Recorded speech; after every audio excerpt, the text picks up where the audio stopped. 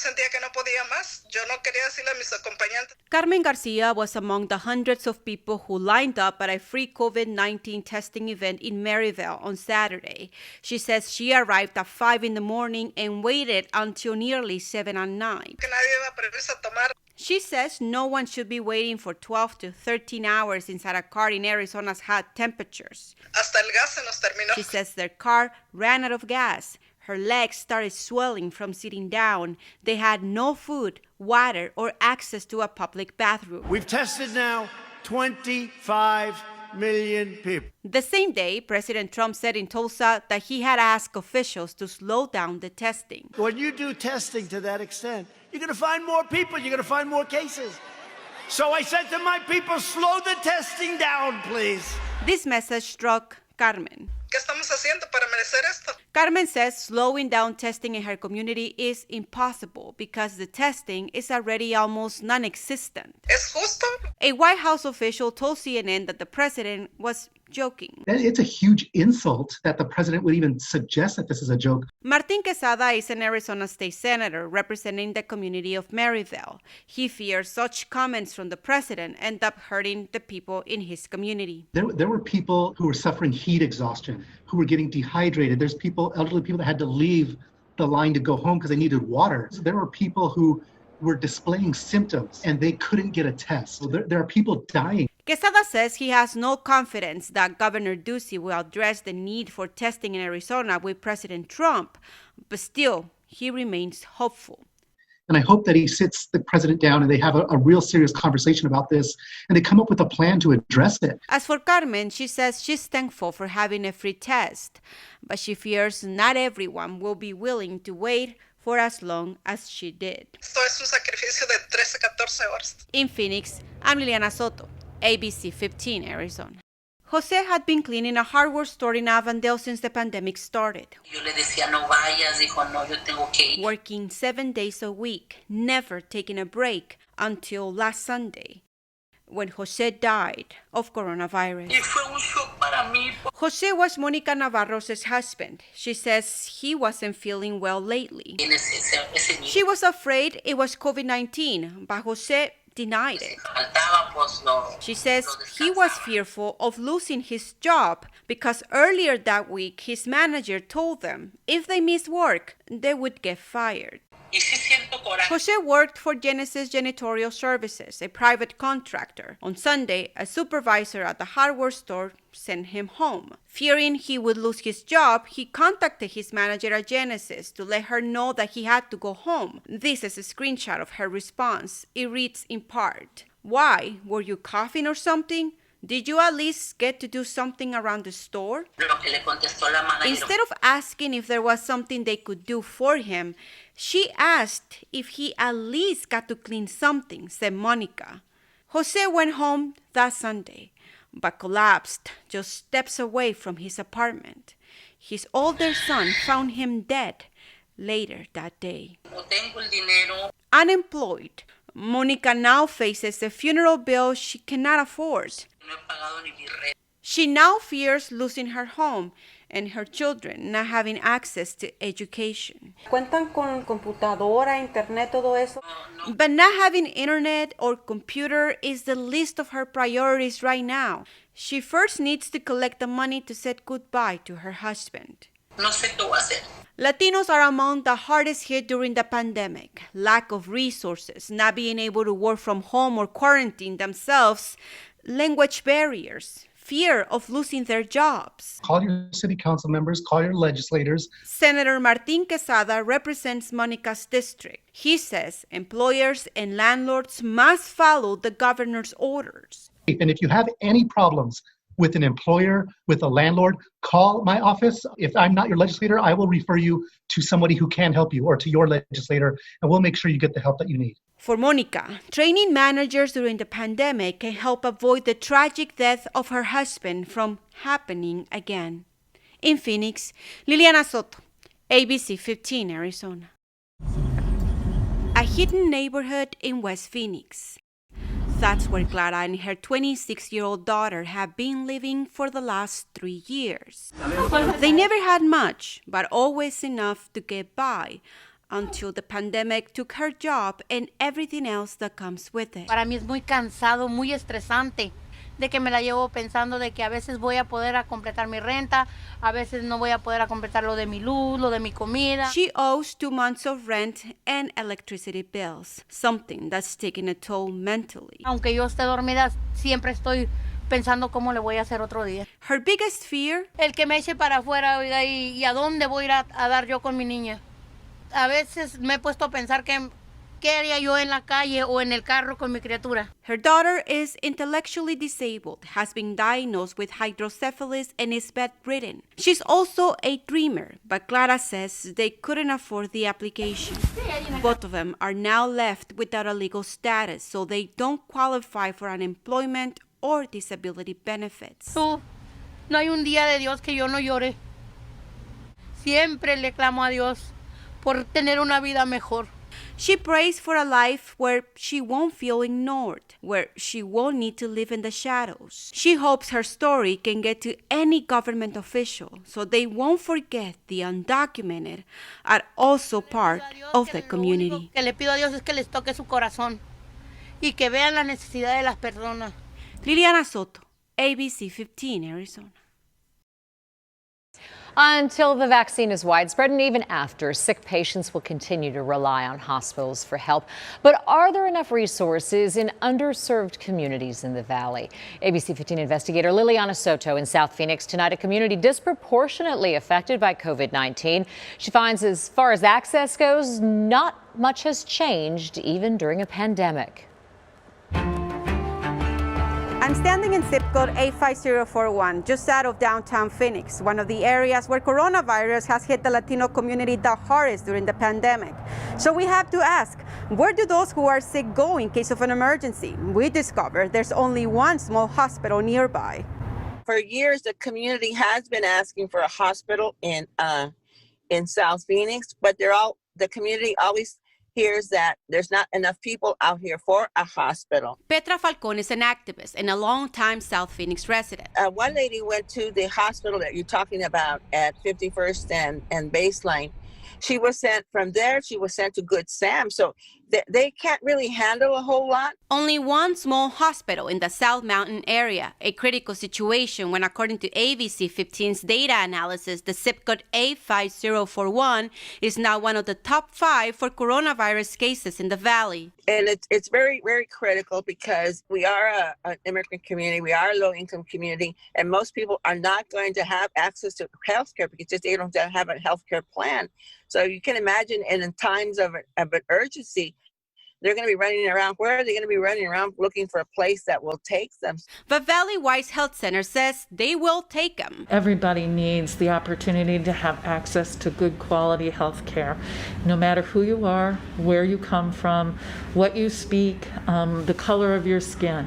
It makes no difference. We want to be able to be here. We're here to serve the population in the community. So please don't be afraid. Please come.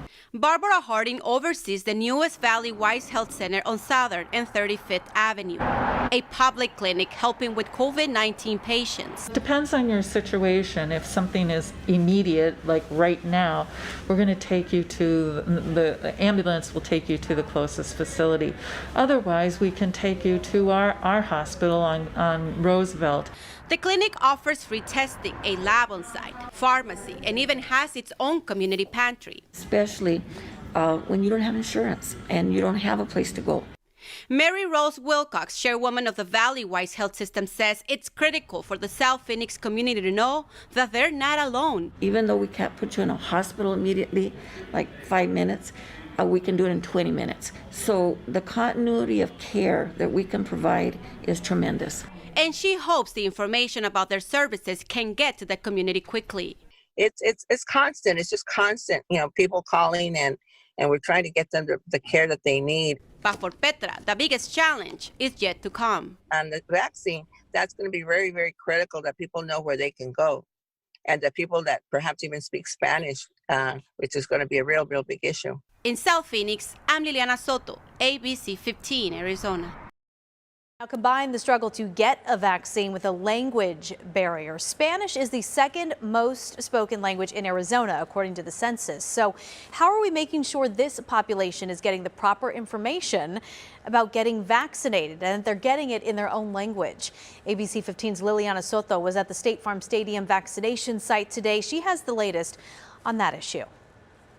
Well, when the state's population is a third Latino, and many of those Latinos speak only Spanish or it's their language of comfort, I think that we need to make that language option available. Cesar Chavez is a state representative. He represents the largest Latino population in Maricopa County. And actually, State Farm Stadium is in my district. So the need for Spanish-speaking individuals to help out those that either are more comfortable in Spanish or only speak Spanish is very crucial. However, on Tuesday, we were told by the interpreters at State Farm Stadium that they only had 2 people helping. 2 interpreters is not enough. I mean, when you're rolling out a massive vaccination effort here in the state of Arizona, especially in an area that's predominantly Latino. And just to give you some perspective, as you first come in, you're going to see a sign that is in both English and Spanish. But as you head out to the person greeting you, that person is not multilingual. In Texas, like Arizona, many of the folks that fall under Group 1B are Latino. And because the predominant age group is still 65 or older, there are also a lot of immigrants. There are a lot of folks that are native Spanish speakers that need this help and the translation services to get that vaccine. Juani Torres is a bilingual volunteer at a vaccination site in San Antonio, Texas, an area with a similar demographic as Phoenix. But unlike us, she says, they do have Spanish speakers helping in not only 1, but 3 specific points of contact. We had Spanish speakers at the beginning of the line, so that from the very beginning, when a car drives up, they know that they're going to be greeted and welcomed in their language. Then there were a couple Spanish speakers in the middle of the process, and then of course at the end to be runners and help the doctors. So why doesn't Maricopa County have a plan like the one in Texas? We reached out to the Maricopa County Health Department. They released a statement that says, in part, as we roll out vaccines to more populations, we will be implementing more and more options to serve all members of our community. We have a contracted vendor who can provide us additional support in many other languages for both phone and in-person needs. We're directly contracted by Arizona State University Watts College, and we're working with Maricopa County to do this. Bill Peters has been helping with Spanish language services at the State Farm Stadium. He says they plan to soon expand their services. Right now, there are plans to have at least 5 sites in the valley and get probably interpreters for that. But do we have enough vaccination supply for 5 sites? Cesar Chavez says not in rural areas. I do know that in other parts of the state, there is a shortage. A lot of individuals from Pima, Pinal, Yuma County, Navajo County are coming down to Maricopa to get vaccinated because they're receiving as small of a number as 100 vaccines. That needs to be amplified. We need to get more vaccines out into the rural areas and ensure that they're also receiving the same or similar services to that here in Maricopa County. Even protesters here have signs in both English and in Spanish. Maricopa County, though, says if you have questions in Spanish, you can call their call center, and that number is 602-542-1000, or you can also dial to 11. In Glendale, I'm Liliana Soto, ABC 15, Arizona. We did reach out to the Arizona State Department of Health asking about the number of interpreters there in person helping at the vaccination site at State Farm Stadium. And a spokesperson told us this, saying, quote, "We have the resources to provide interpretation in Spanish. I'm not going to go bother people on the weekend to get you an answer for an exact number." New tonight, why aren't enough COVID-19 vaccines reaching our rural areas like Yuma County, a chronic coronavirus hotspot? Yeah, it's a question a state representative is asking our governor after receiving only about 7,000 doses to serve a population of more than 200,000 people. Investigator Liliana Soto shows us some residents so desperate they're leaving Yuma, driving all the way to Phoenix just for a chance to get vaccinated. It's a 6-hour drive for Leonora Ochoa, Pues ahorita, francamente, ya me entró el cansancio. an 85-year-old woman who never leaves home because of the pandemic. Me dicen que entrara al internet y ahí me iban a decir. Busqué, he estado a veces 4 horas, 3 horas, y en todas partes le dicen que va a haber apertura, pero no saben cuándo, que todo está lleno. The next available appointment in Yuma, not until April or May. Claro que no es justo, ¿no? She couldn't wait. Her age puts her at higher risk to COVID-19, so with her son's help, she made it to the vaccination site at State Farm Stadium in Glendale without an appointment. 4 horas. ¿Cómo puede ser? ¿Y cómo nadie me había dicho nada de eso, verdad? It took her 30 minutes to get her vaccine, which to her meant freedom. Porque eso ya me va a ayudar bastante para no estar preocupada. But she says she knows she's lucky. Not every senior in Yuma has someone willing to drive them that far. The fact is 20% of Yuma's population is 65 or older. We've only had 7,400 doses sent to Yuma County. We're not meeting the needs.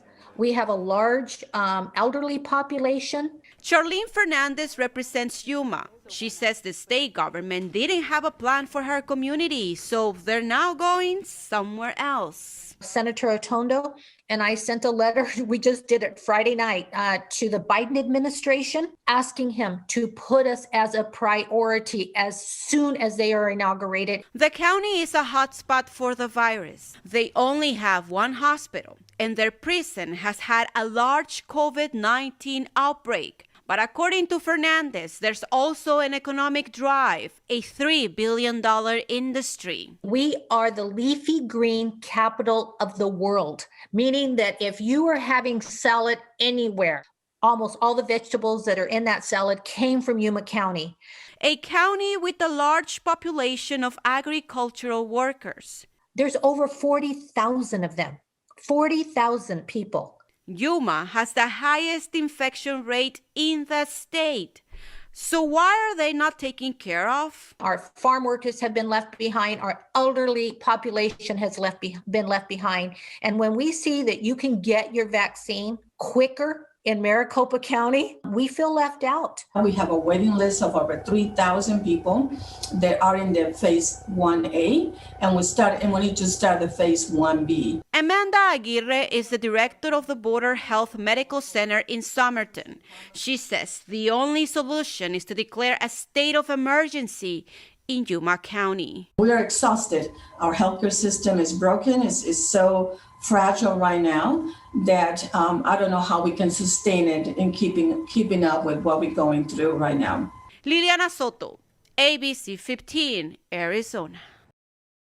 Hundreds of Arizonans are dying every day from COVID-19, but the misery is being felt in communities of color at a higher rate. Much like the first peak in the summer, Latinos in Arizona are being hit particularly hard. Investigator Liliana Soto and ABC 15 data analyst Garrett Archer break down the latest statistics. The Hispanic community at the end of December had about 380 deaths at the last week in December. Now, 154 of those deaths were COVID-19 deaths. Garrett Archer is ABC 15's data analyst. He says having 40% of COVID-19 related deaths in one ethnic group and in 1 week is concerning. It's incredible. Too many people taken too soon. Ana Hernandez and Leslie Lopez know firsthand the pain of losing their loved one to COVID-19. In April, we lost some family members due to COVID in Mexico. In June, I lost my husband. And just recently, 2 weeks ago, we lost my grandpa. My dad got sick before Thanksgiving, and he passed away January 6th. According to Mayo Clinic, 60,298 Latinos have died of COVID-19 nationally. So why are Latinos dying at a higher rate? Just the disparity in access to healthy food. In fact, the Latino community has been disproportionately affected during the pandemic. Areas with high Latino populations in our state have been facing a lack of access to medical care or bilingual information about the virus, long hours to get tested, having almost no interpreters at vaccination sites. They're also suffering from a digital divide. Many don't have the option to work from home, and for some, the vaccine is out of reach. I think it just really exposed the imbalance of our people. There's also mistrust.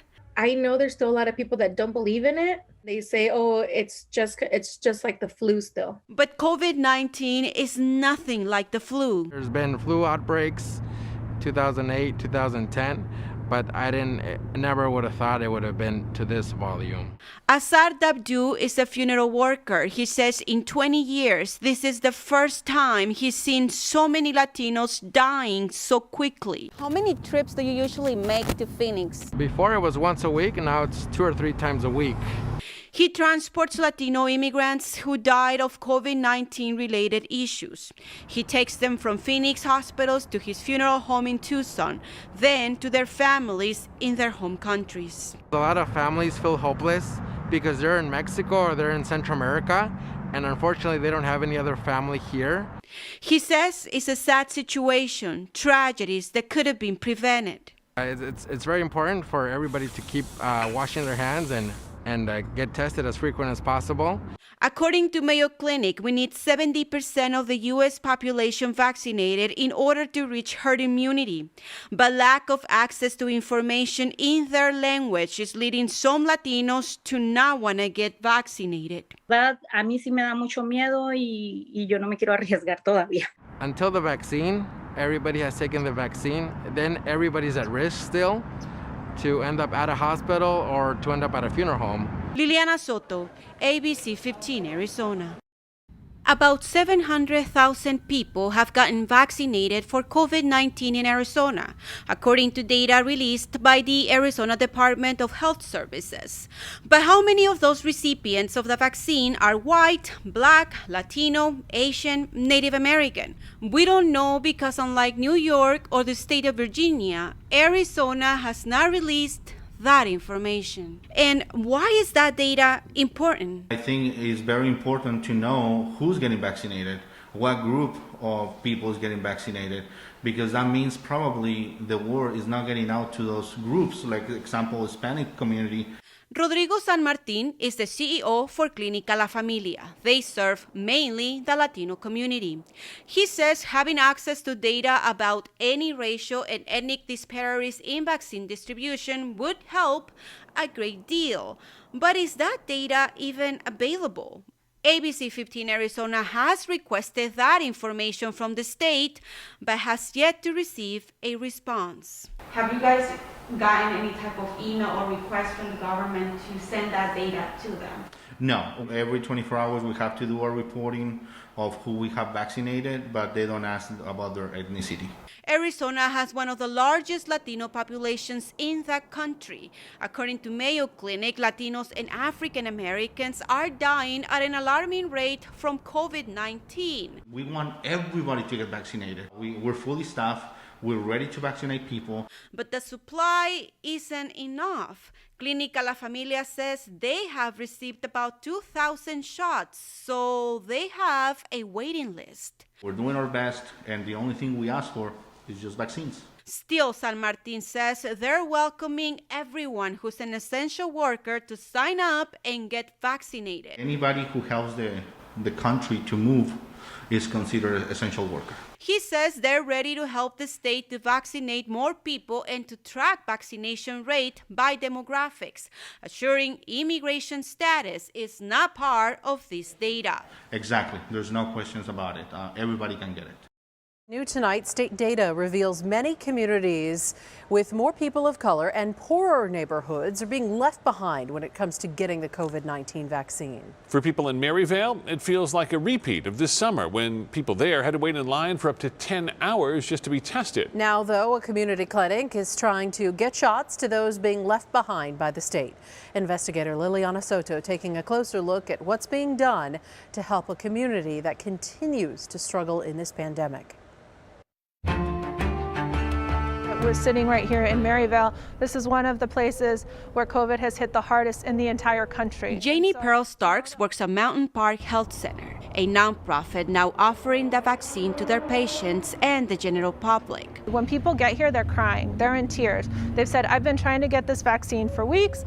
We've been waiting for this vaccine. They are sharing stories about how COVID has ravaged their family. And so they are literally in tears as they're rolling up their sleeve. She says the Maryvale community wants the vaccine, but new data shows there's a big disparity, and a lot of those left behind are the areas with the largest communities of color. 85009 has the lowest vaccination rate of any zip code in Maricopa County. It's 90% minority. Garrett Archer is ABC 15's data analyst. He says the common denominator here is income. Of the top 10 zip codes that have received at least one dose, 7 are over 80,000 household income. The richer you are, the more likely you are to get a vaccine in Maricopa County. The problem is that the state is using the vaccine for their large-scale site, which I call a vanity site, out at State Farm, which is primarily providing vaccine to upper-income people. Bo Hambo is the former state health director.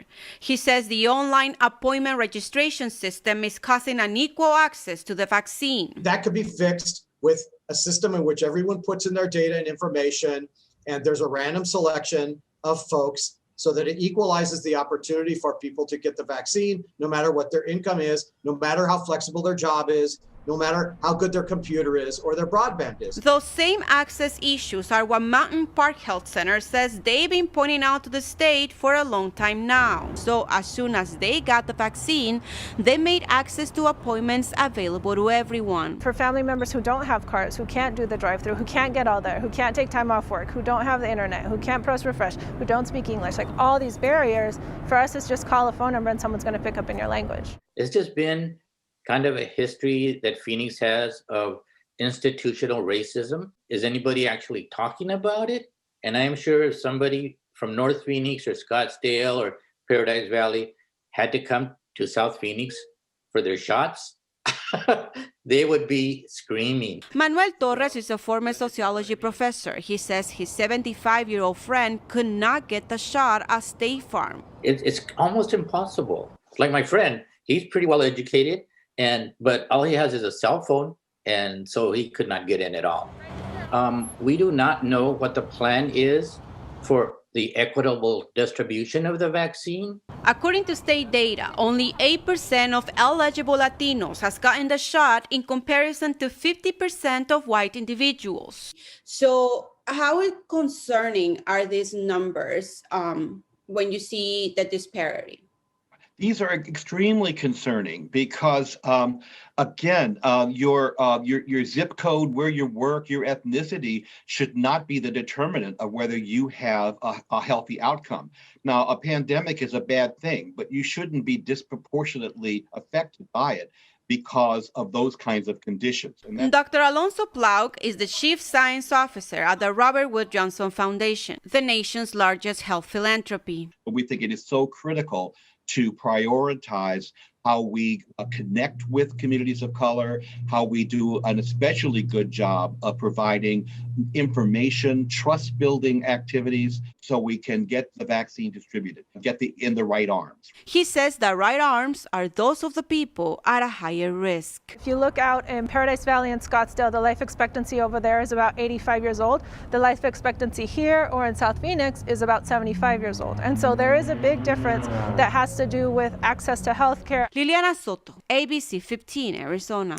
Well, we reached out to ADHS about the planning to ensure people's zip code, ethnicity, access to internet, or income won't disproportionately affect them from receiving the shot. They responded this evening by saying today is a state holiday.